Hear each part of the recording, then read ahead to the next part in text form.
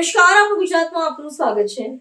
પાનમ કોઠા જૂથ પાણી પુરવઠા યોજનામાં ભંગાણ। ભર પાનમ કોઠા જૂથ પાણી પુરવઠા યોજનામાં ભંગાણ સર્જાતા અનેક વિસ્તારોમાં પાણીનું સંકટ। પાણીની મુખ્ય લાઈન લીકેજ થતા લાખો લીટર પાણીનો થયો વેડફાટ। શેરા નગરપાલિકા સહિત 19 ગામોને પાણી પુરવઠો ખોરવાયો। પંચામૃત ડેરી અને લાંબી સબ હેડવર્ક હેઠળના વિસ્તારોમાં પાણી પુરવઠો બંધ રહેશે। જોધપુર ટેકરા પાસે 500 mmની મુખ્ય લાઈન લીકેજ થતાં તંત્ર દોડતું થયું। પાણી પુરવઠા વિભાગના ટેકનિકલ સ્ટાફ દ્વારા સમારકામની કામગીરી હાથ ધરવામાં આવી હતી। લીકેજની આ કામગીરી યુદ્ધના ધોરણે પૂર્ણ કરવામાં આવશે અને સમારકામ પૂર્ણ થયા બાદ જ તમામ વિસ્તારોમાં રાબેતા મુજબ પાણી પુરવઠો ફરી શરૂ કરવામાં આવશે।